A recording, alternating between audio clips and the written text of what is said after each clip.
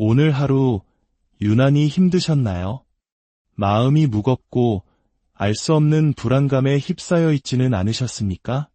오늘의 이야기가 당신의 마음에 작은 울림을 준다면 하나님의 은혜가 더 많은 이들에게 닿을 수 있도록 이 영상을 나누어 주십시오. 당신의 선한 영향력이 누군가에게는 절실한 위로와 힘이 될 것입니다. 이 채널을 통해 계속해서 하나님의 살아있는 말씀을 나누고 싶습니다. 구독과 좋아요로 저희와 동행해 주시길 부탁드립니다. 주님의 이름으로 당신의 삶에 평안과 축복이 가득하기를 기도합니다. 당신은 그저 힘든 하루, 솟구치는 감정의 파도, 혹은 스트레스가 쌓이는 시기라고 생각했을지 모릅니다. 하지만 하늘의 관점은 다릅니다. 당신은 지금 보이지 않는 기습 공격을 받고 있습니다. 이것은 혈과 육의 싸움이 아닙니다.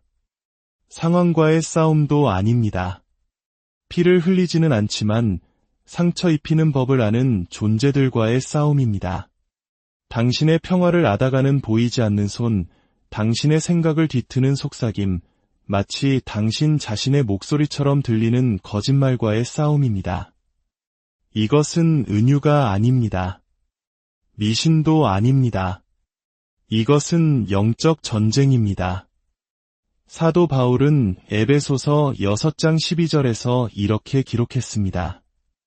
우리의 씨름은 혈과 육을 상대하는 것이 아니요 통치자들과 권세들과 이 어둠의 세상 주관자들과 하늘에 있는 악의 영들을 상대함이라. 당신은 결코 이 전쟁을 모른 채 인생을 걸어가도록 창조되지 않았습니다. 전쟁터는 멀리 있지 않습니다. 바로 당신의 방, 당신의 마음, 당신의 침묵 속에 있습니다. 말하지 못했던 모든 두려움, 왜곡된 모든 생각, 당신의 소명과 같이, 그리고 하나님을 의심하는 모든 순간이 바로 전쟁이 가장 치열하게 벌어지는 곳입니다. 하지만 이 전쟁의 무기는 육신에 속한 것이 아닙니다.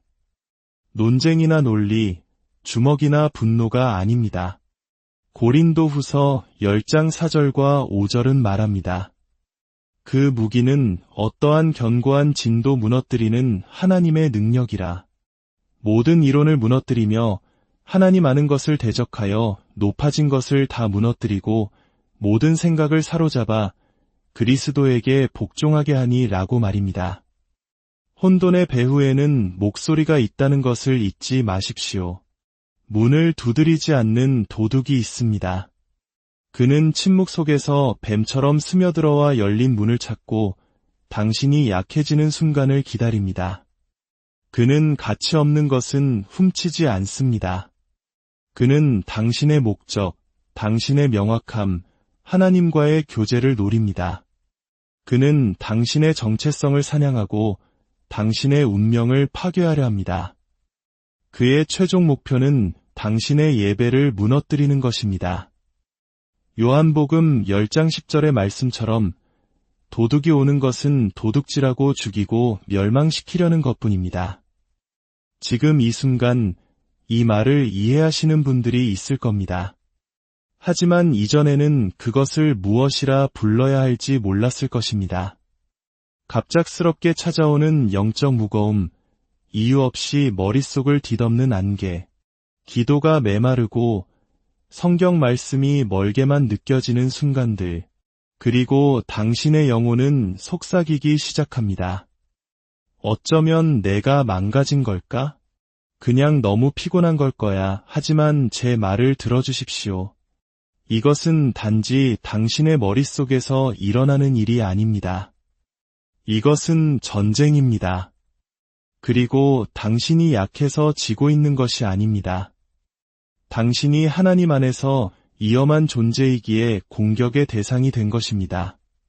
그러니 공포나 두려움 속이 아니라 결코 녹슬지 않는 갑옷을 입고 굳건히 서십시오. 진리, 평안, 믿음, 구원, 그리고 하나님의 말씀이라는 전신갑주를 입으십시오.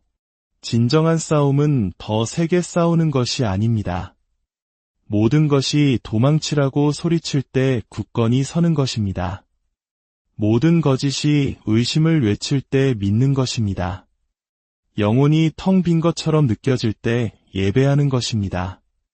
하늘이 침묵하는 것처럼 보일 때 기도하는 것입니다. 왜냐하면 이미 뱀의 머리를 부수신 분이 계시기 때문입니다. 당신의 승리의 상처를 그 발꿈치에 지니신 분이 계시기 때문입니다.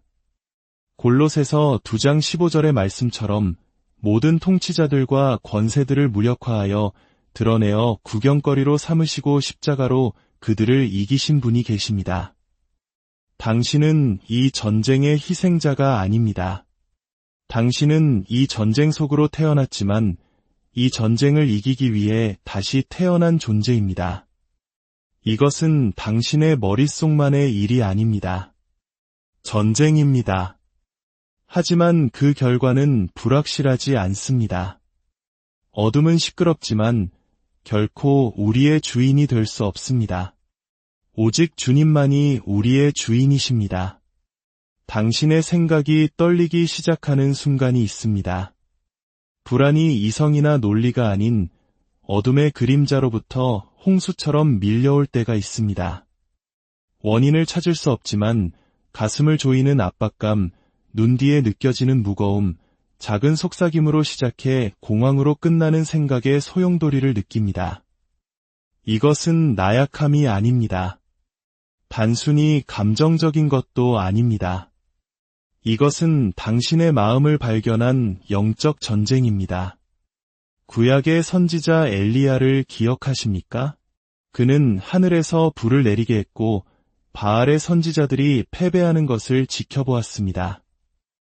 한 나라를 상대로 하나님과 함께 서서 승리했습니다. 그러나 이세벨 여왕의 단 한 번의 위협, 두려움의 메시지 하나에 그는 광야로 도망쳐 하나님께 자신의 생명을 거두어 달라고 간청했습니다. 열왕기상 19장의 이야기입니다. 무슨 일이 일어난 걸까요? 상황의 변화가 아니라 관점의 변화였습니다. 그는 군대에게 쫓기고 있었던 것이 아닙니다. 너는 혼자다라는 거짓말에 스토킹 당하고 있었던 것입니다. 이것이 바로 전쟁터입니다. 칼이나 폭풍이 아니라 당신 자신의 생각 속에 고립되는 것. 당신은 눈을 뜬 채 침대에 눕지만 말할 기운조차 없습니다. 사람들 앞에서는 미소 짓지만 침묵 속으로 가라앉습니다. 당신은 스스로가 미쳤는지 혹은 더 나쁘게는 하나님이 침묵하시는지 궁금해합니다. 원수는 모든 침묵, 모든 지연, 모든 응답 없는 기도를 이용하여 당신의 마음속에 하나님께 속하지 않은 이야기를 만들어냅니다. 영적 전쟁은 좀처럼 악마처럼 들리지 않습니다. 그것은 당신처럼 들립니다. 당신의 목소리를 빌리고 당신의 의심을 모방하며 마침내 그것이 진실처럼 느껴질 때까지 메아리칩니다. 너는 실패하고 있어. 너는 부족해. 하나님은 너에게 실망하셨어. 너의 평안은 사라졌고 다시는 돌아오지 않을 거야. 이것은 단순한 생각이 아닙니다. 이것은 공격입니다. 당신의 감정을 통해 당신의 영을 겨냥한 불화살입니다. 하나님의 마음에 합한 사람이었던 다윗 왕조차도 시편 42편 5절에서 이렇게 부르짖었습니다.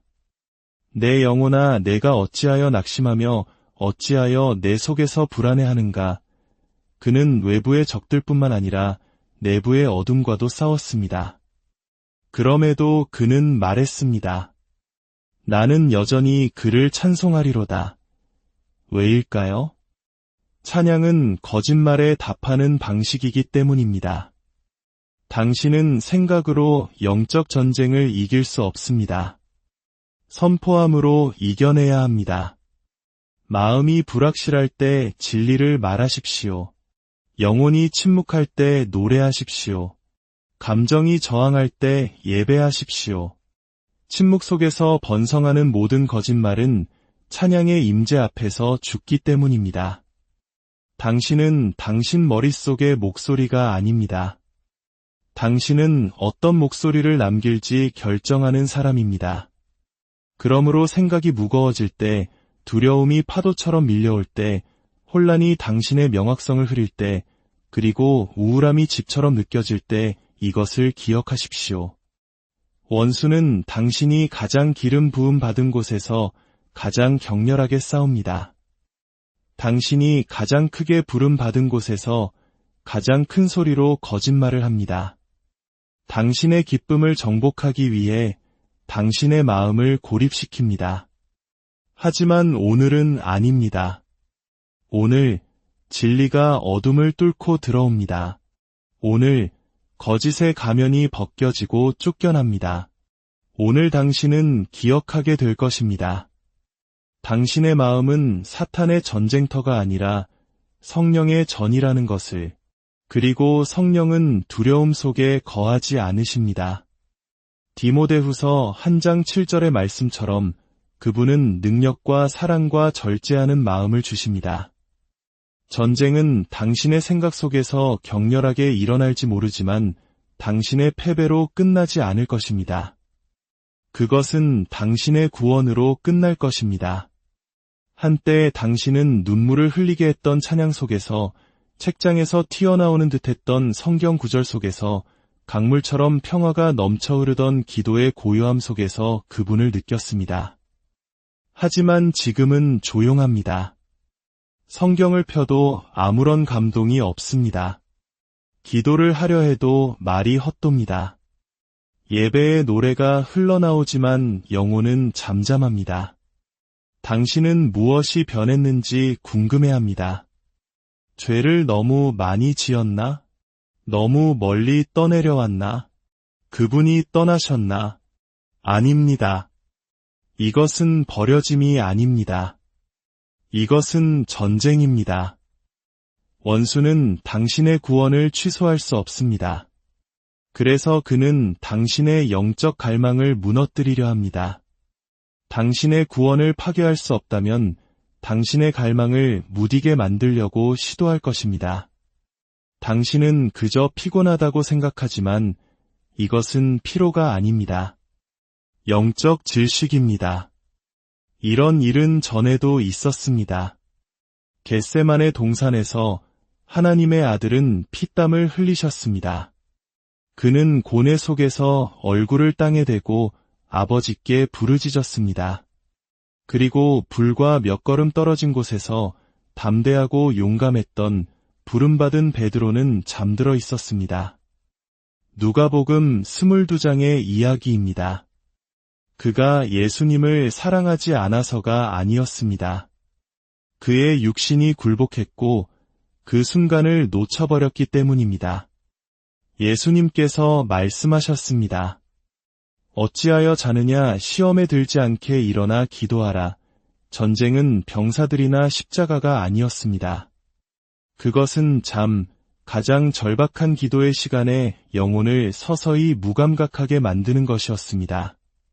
사탄은 항상 송곳니를 드러내며 오지 않습니다. 때로는 피로의 모습으로 찾아옵니다. 그는 당신의 영혼을 둔감함으로 감싸서 당신이 더 이상 하나님을 갈망하지 않게 만듭니다. 그리고 갈망이 죽을 때 속임수가 번성합니다. 사탄이 당신을 무감각하게 만들 수 있다면 굳이 당신을 사악하게 만들 필요가 없습니다. 그저 당신을 수동적으로 만들기만 하면 됩니다. 당신이 찾는 것을 멈추게만 하면 됩니다.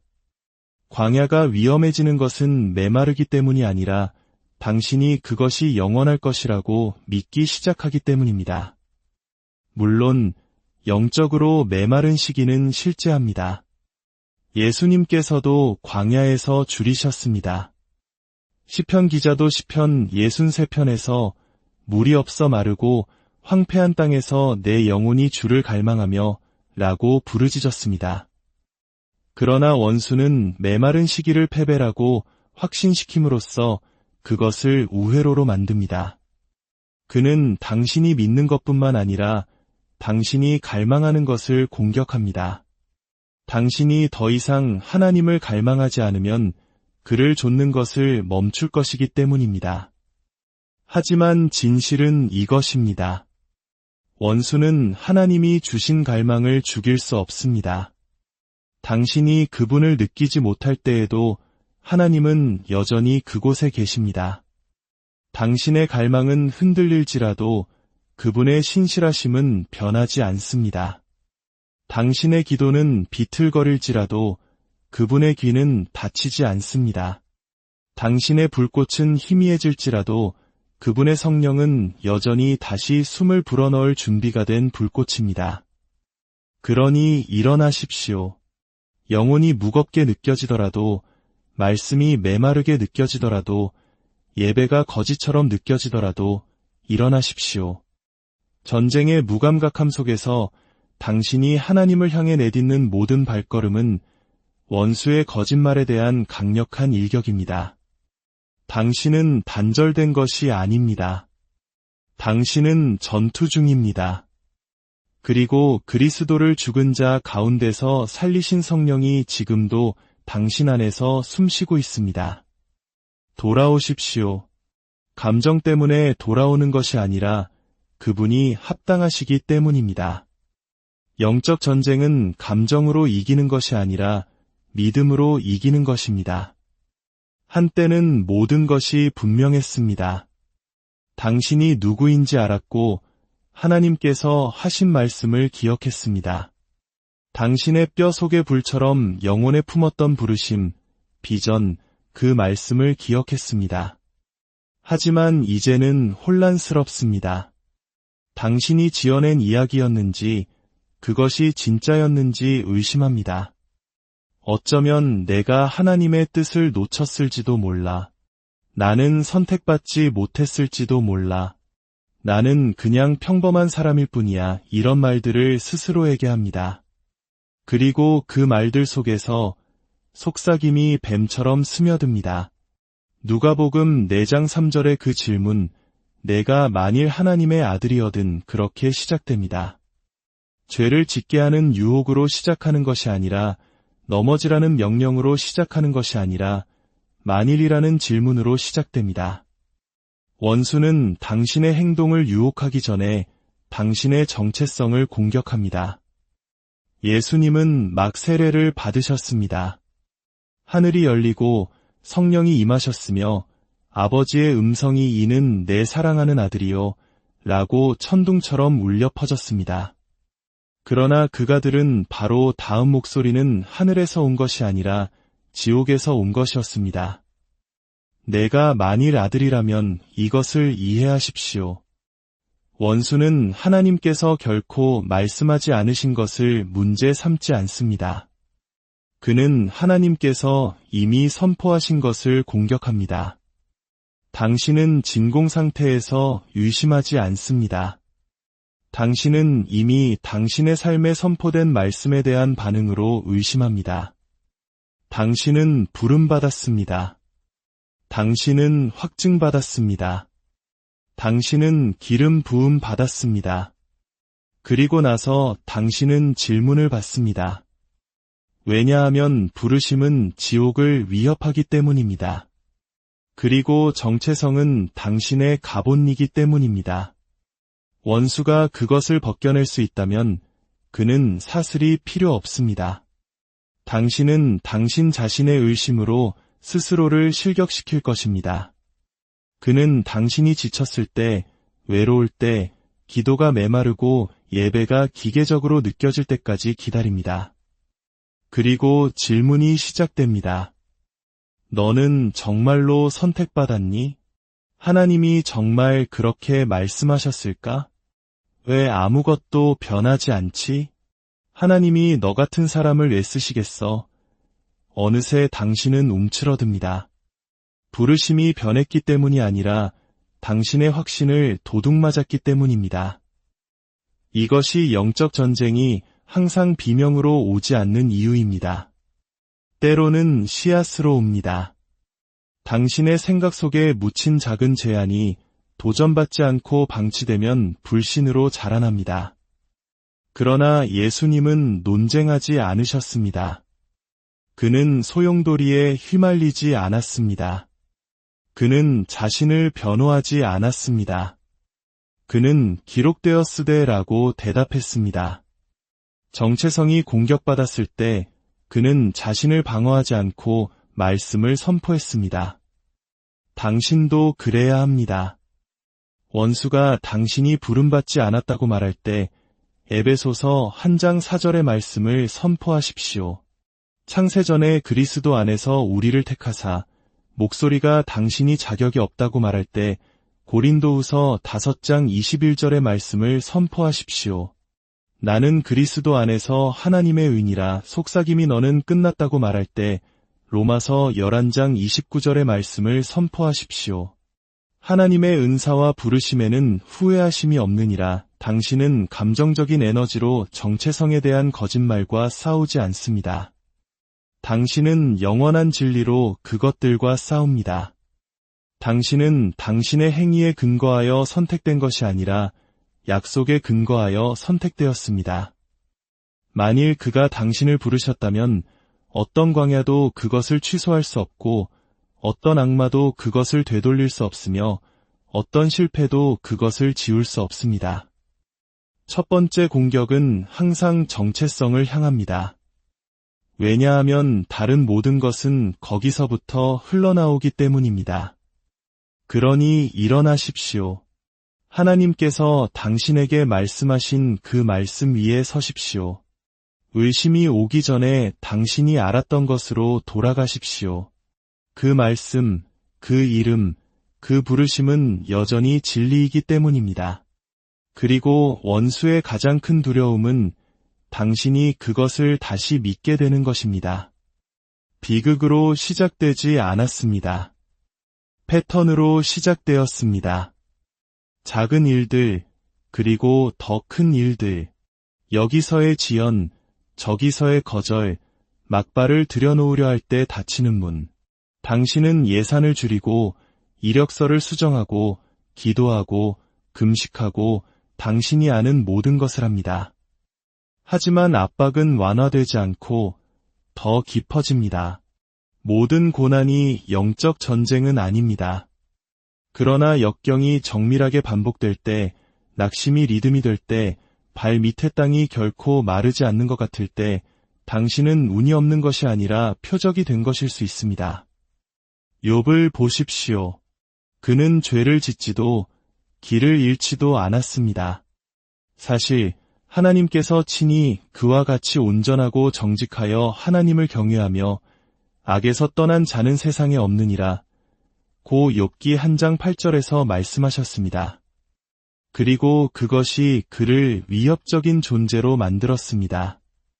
그의 모든 것을 잃기 전에 보이지 않는 영역에서 회의가 있었습니다.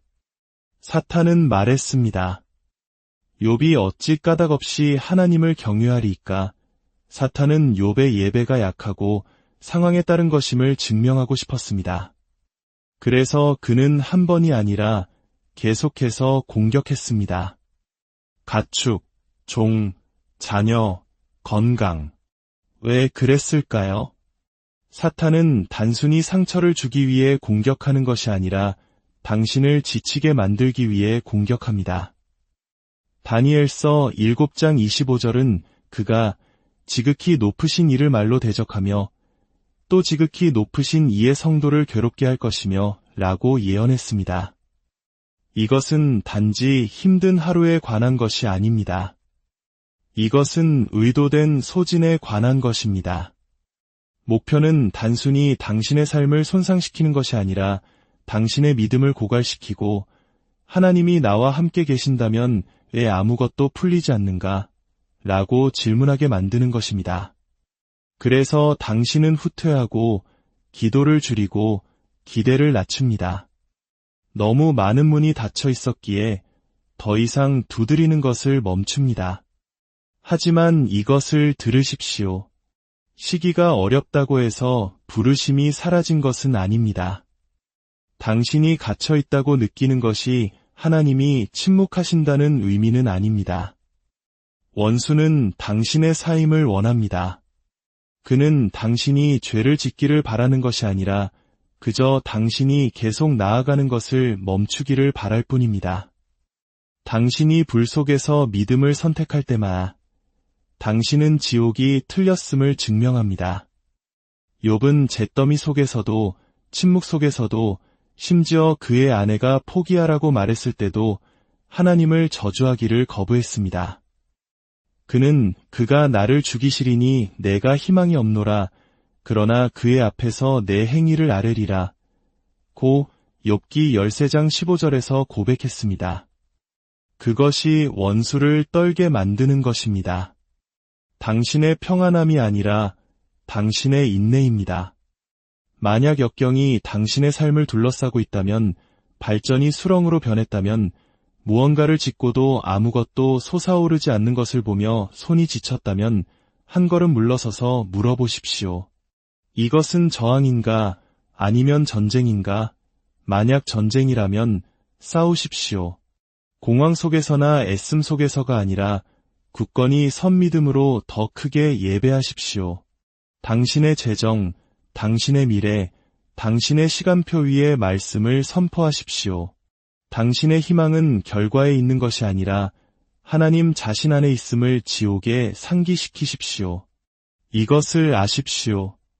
욥을 회복시키신 하나님은 부서진 것을 치유하신 것뿐만 아니라 그것을 갑절로 갚아주셨습니다.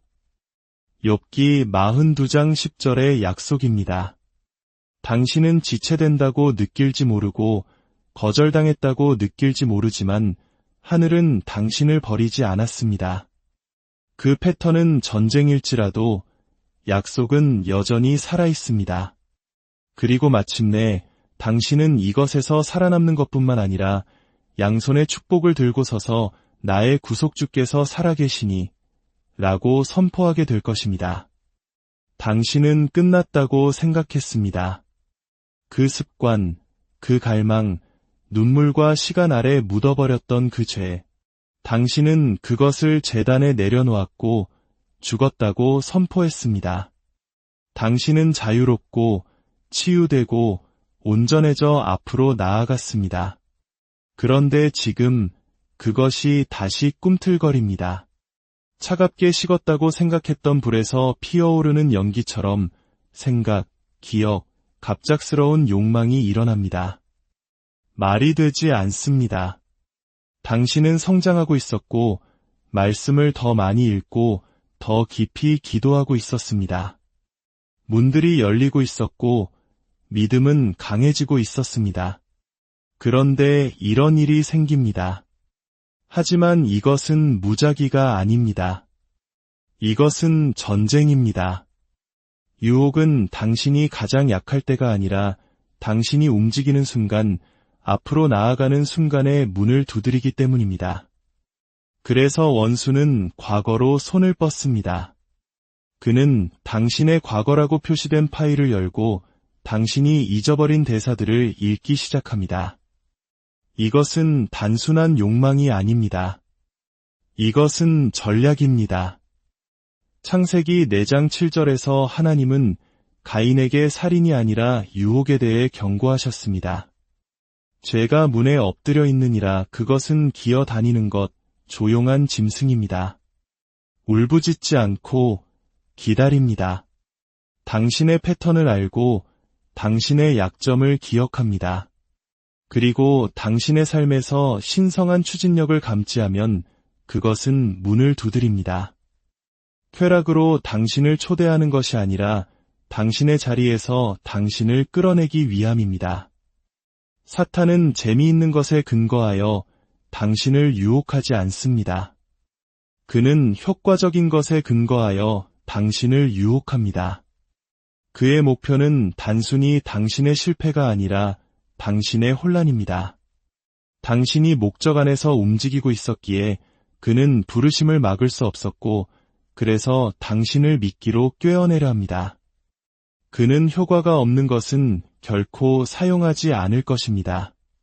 그래서 그는 기다리고 지켜보고 속삭입니다. 딱 한 잔만, 딱 한 번의 메시지만, 딱 하룻밤만, 딱 한순간의 안도감만. 하지만 안도감처럼 보이는 것은 당신의 전진을 서서히 옥죄는 밧줄입니다. 제 말을 들으십시오. 만약 유혹이 다시 솟구쳤다면 그것은 당신이 후퇴했다는 의미가 아닙니다.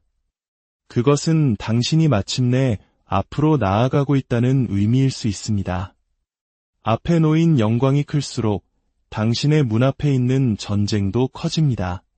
두려워할 필요는 없지만 깨어 있어야 합니다. 죄는 향수를 위해 문을 두드리지 않습니다. 그것은 접근 권한을 위해 문을 두드립니다. 하지만 당신은 무력하지 않습니다. 당신은 한때 그 문을 열었던 그 사람이 아닙니다. 당신은 새로운 피조물입니다. 살아계신 하나님의 영이 당신 안에 있습니다. 당신은 과거의 욕망의 노예가 아니라 아니오라고 말할 권위를 가진 전사입니다. 야고보서 4장 7절은 말합니다. 마귀를 대적하라 그리하면 너희를 피하리라. 유혹은 죄가 아니지만 유혹에 대한 침묵은 항복입니다. 그러니 호기심이 아니라 확신으로 그 노크에 응답하십시오. 당신의 정체성을 선포하십시오. 십자가를 선포하십시오. 보혈을 선포하십시오. 그리고 만약 비틀거리면 빨리 일어나십시오.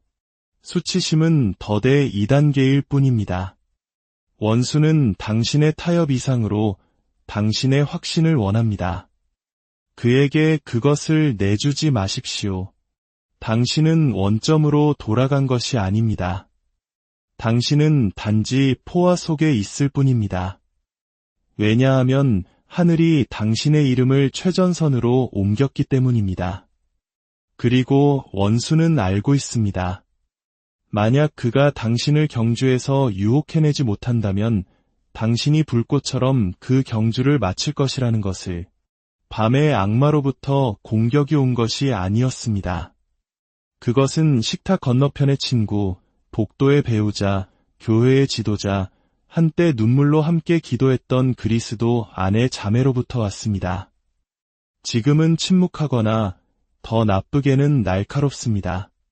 그리고 갑자기 당신은 외롭고 배신당하고 혼란스러움을 느낍니다. 이것은 당신이 계획했던 것이 아닙니다. 하지만 이것이 전쟁의 방식입니다. 원수가 당신을 파괴할 수 없을 때 그는 당신을 분열시킵니다. 영적 전쟁은 항상 어둠에 쌓여 오지 않습니다. 때로는 오해의 옷을 입고 옵니다. 불안은 울부짖지 않고 속삭입니다. 말투를 통해, 타이밍을 통해, 지친 마음과 말하지 않은 가정을 통해 속삭입니다. 그리고 집이 무너지기 시작할 때까지 보이지 않는 벽 속의 곰팡이처럼 침묵 속에서 자랍니다. 이것은 새로운 전술이 아닙니다. 위대한 사도이자 복음의 불꽃 운반자였던 바울조차도 그의 사역 파트너이자 전투의 형제였던 바나바와 심하게 다투었습니다. 그들은 기적과 순교를 함께 겪었습니다. 그러나 사도행전 15장에서 그들은 교리 때문이 아니라 의견 차이 때문에 헤어졌습니다. 다른 의견, 다른 분별력, 그리고 그렇게 분열되었습니다. 하나님께서 여전히 그들을 사용하셨습니까? 예. 그러나 그것이 전쟁이었습니까? 물론입니다. 사탄은 강단뿐만 아니라 동력 관계를 공격합니다. 그는 두 사람이 합의하면 산을 옮길 수 있다는 것을 압니다. 두세 사람이 모인 곳에 하늘이 응답한다는 것을 압니다.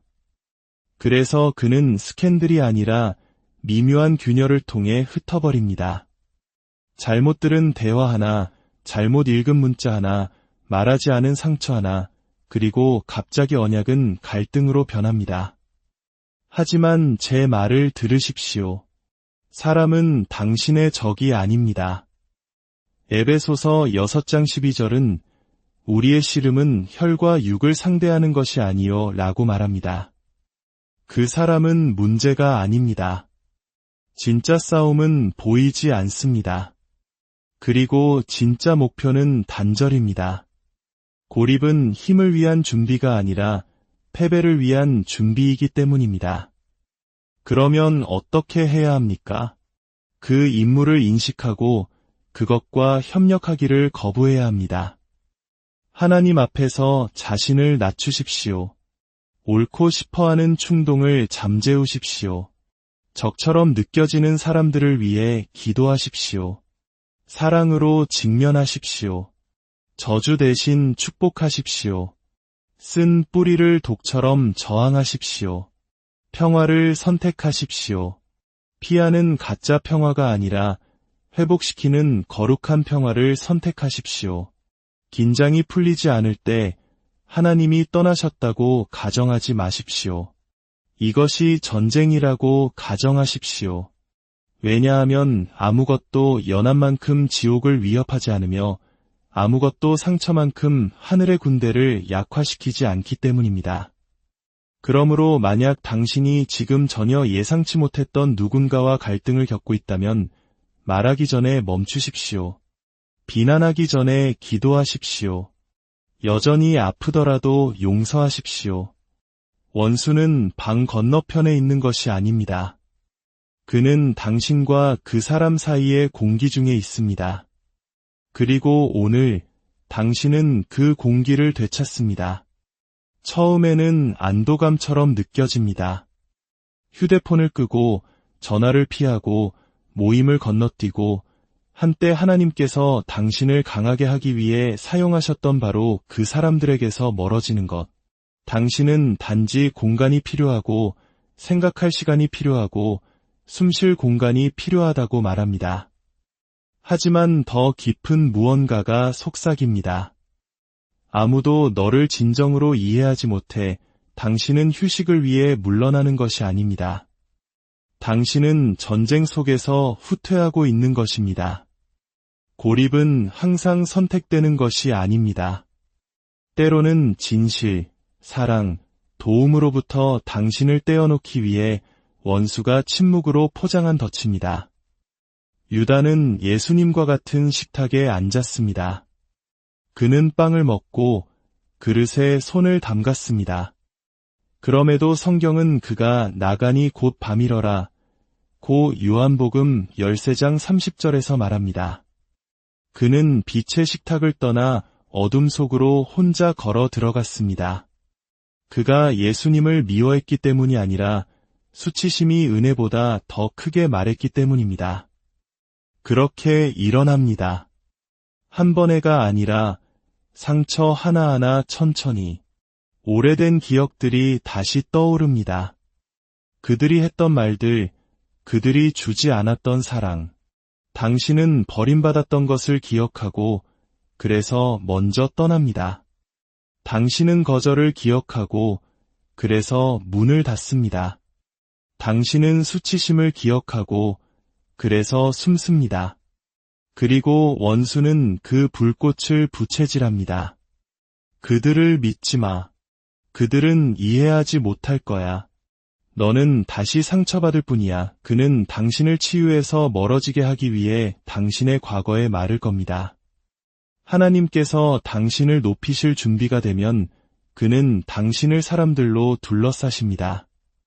그러나 원수가 당신을 파괴하고 싶을 때 그는 당신이 혼자인 것이 더 낫다고 확신시킵니다.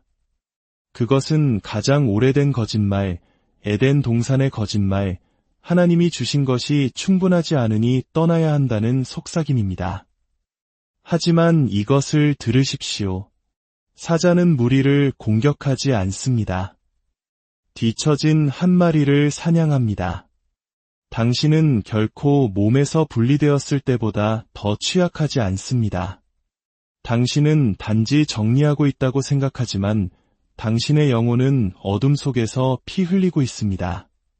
그리고 당신이 그곳에 더 오래 머물수록 거짓말은 더 커집니다. 당신은 교제를 위해 만들어졌습니다. 단지 하나님과만이 아니라 그의 백성들과의 교제를 위해. 당신은 언약을 위해 빚어졌고 교제를 위해 형성되었으며 고립이 아니라 중보 안에서 증인이 되도록 연결되었습니다. 그러니 돌아오십시오.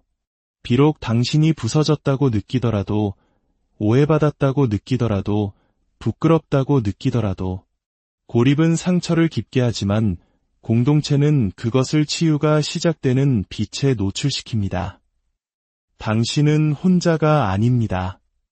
당신은 너무 멀리 가지 않았습니다. 그리고 당신은 잊혀지지 않았습니다.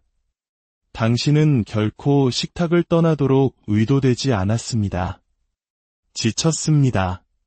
하지만 단지 몸만이 아니라 영혼이 지쳤습니다.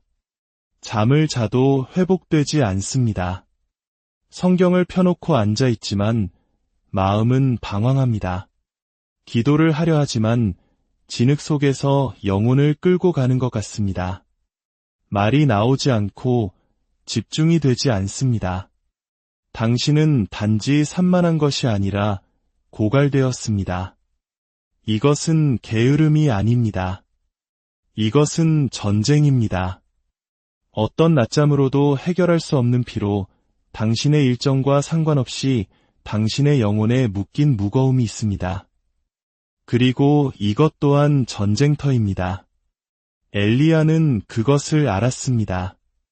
하늘에서 불을 내린 지 한 장 뒤에 이세벨의 한마디 위협에 그는 광야로 도망쳤습니다. 그는 로뎀 나무 아래 쓰러져 죽기를 기도했습니다. 열왕기상 19장 4절의 이야기입니다. 왜일까요? 선지자도 소진될 수 있고 전사도 약해질 수 있기 때문입니다. 그는 실패했기 때문에 끝난 것이 아니라 텅 비었기 때문에 끝났습니다. 그리고 원수는 그 순간을 기다립니다. 사탄은 단지 거짓말쟁이가 아니라 성도들을 지치게 하는 자입니다. 그는 실망 위에 지연을 쌓고 일상적인 일에 보이지 않는 압력을 더합니다. 그는 당신을 죽이기 위해서가 아니라 당신의 힘이 조용히 사라질 때까지 천천히 당신을 마모시키기 위해 당신의 영혼에 무게를 둡니다. 당신은 단지 피곤하다고 생각하지만 그것은 자연스러운 것이 아닙니다. 그것은 영적인 것입니다. 당신의 몸에 대한 공격이 아니라 일어설 수 있는 당신의 능력에 대한 공격입니다. 만약 그가 당신의 힘을 고갈시킬 수 있다면 그는 당신의 사명을 탈선시킬 수 있습니다. 하지만 이것이 끝이 아닙니다. 하나님은 지친 자를 꾸짖지 않으시고 회복시키십니다. 엘리야에게 하나님은 소리치거나 꾸짖지 않으셨습니다. 그는 천사를 보내 떡을 주시며 말씀하셨습니다. 일어나 먹으라 내가 갈 길을 다 가지 못할까 하노라. 하나님은 엘리야에게 필요한 것이 더 많은 압박이 아니라 임재라는 것을, 더 많은 성과가 아니라 공급이라는 것을 아셨습니다. 그리고 그는 당신에게 필요한 것도 아십니다. 이사야 40장 31절은 말합니다. 오직 여호와를 앙망하는 자는 새 힘을 얻으리니 애쓰는 것이 아니라 성과를 내는 것이 아니라 기다리는 것입니다. 여호와를 기다리는 것은 수동적인 것이 아니라 이치를 잡는 것입니다. 당신의 영혼이 다시 받고 다시 숨쉬고 다시 채워질 수 있도록 위치를 잡는 것입니다. 그러면 힘이 올 것입니다. 한 번에가 아니라 피로를 뚫고 솟아오르는 새벽처럼 당신의 영은 달려가도 곤비하지 아니하며 걸어가도 피곤하지 아니함이 무엇인지 기억하게 될 것입니다. 만약 당신이 지쳤다면 포기하지 마십시오.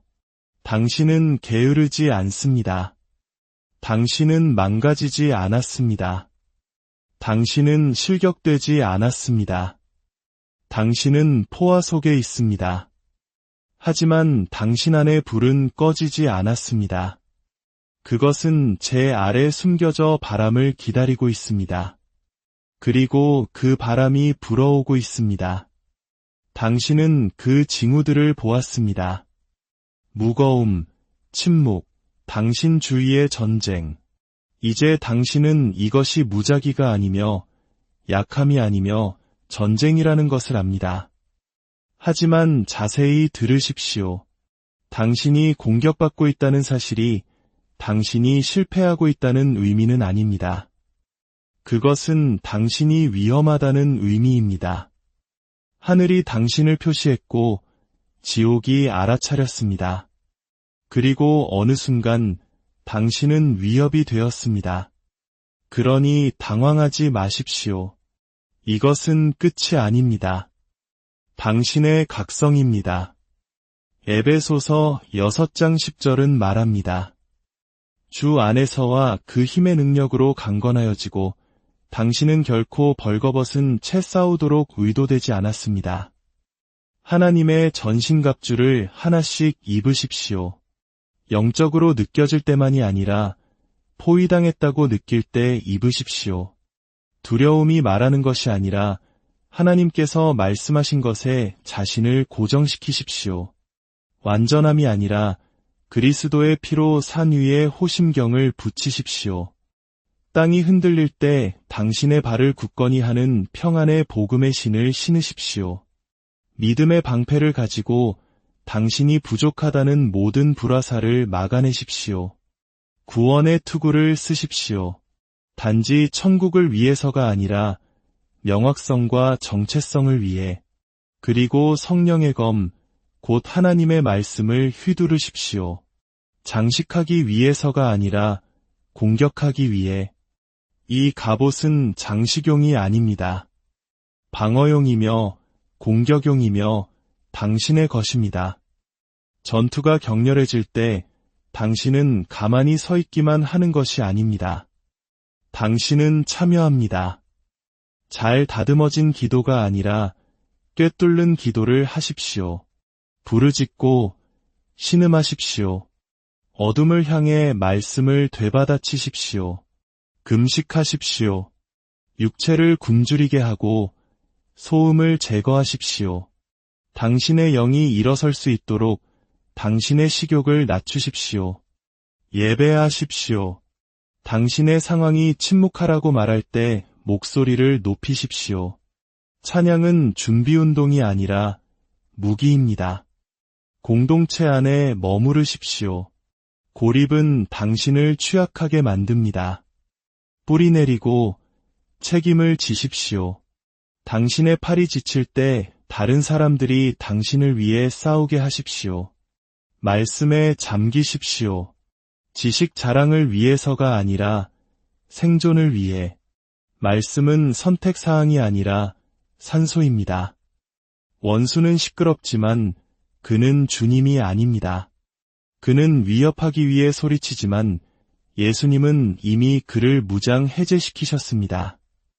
통치자들과 권세들을 무력화하여 드러내어 구경거리로 삼으시고 십자가로 그들을 이기셨느니라. 골로새서 2장 15절의 말씀입니다.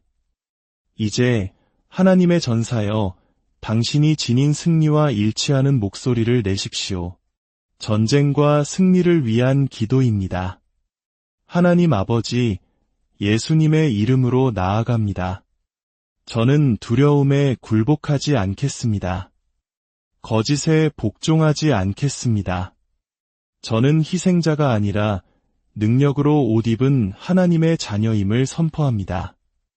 저를 혼란스럽게 하기 위해 보내진 모든 영적 임무는 깨어질지어다. 모든 무거움과 혼란과 지연의 영은 예수님의 이름으로 지금 떠나갈지어다. 제가 하나님의 전신갑주를 입습니다. 제 마음은 진리로 덮여 있고 제 심장은 위로 보호받으며 제 영은 말씀의 검을 쥡니다. 제 발은 평안의 복음 위에 굳건히 섭니다. 제가 믿었던 모든 거짓을 취소하고 제가 내주었던 모든 자리를 되찾습니다. 하늘로부터 오지 않은 모든 목소리를 잠재웁니다. 사탄아, 너는 패배했다. 너는 접근할 권한도, 권위도, 최종 발언권도 없다. 제 삶과 부르심과 가족과 미래 위에 예수님의 보혈을 덮습니다. 그리고 선포합니다. 나는 지치지 않을 것이다. 나는 두려워하지 않을 것이다. 나는 후퇴하지 않을 것이다. 어둠이 거칠 때까지, 폭풍이 지나갈 때까지, 내 눈으로 승리를 볼 때까지 굳건히 서리라. 왜냐하면 예수님께서 이미 이기셨고 나는 그분의 승리 안에서 싸우기 때문입니다. 아멘. 이것은 당신의 머릿속만의 일이 아닙니다. 전쟁입니다. 하지만 당신은 지고 있지 않습니다.